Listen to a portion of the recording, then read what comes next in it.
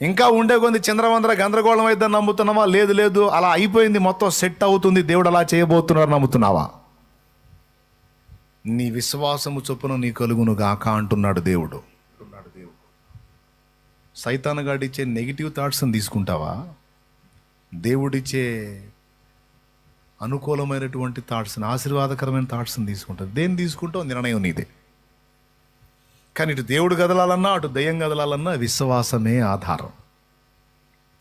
మీ బ్రతుకులు మీరు వికృతంగా ఊహించేటట్టు చేస్తాడు వాడు. మీ బ్రతుకులు మీరు వికృతంగా విశ్వసించేటట్టు చేస్తాడు వాడు. ఖచ్చితంగా అదే జరిగింది. తర్వాత నువ్వే చెబుతుంది, అనుకున్నట్టే జరిగిందన్నా. అనుకున్నట్టుగా అనుకున్నట్టు జరిగిద్ది ఏంది? నీ నమ్మిక చొప్పున నీ కలుగును గాక అన్నాడు. ఒట్టిగా పోయిద్ది ఆ మాట. ఏమమ్మా, ఎంతమందికి అర్థమైంది?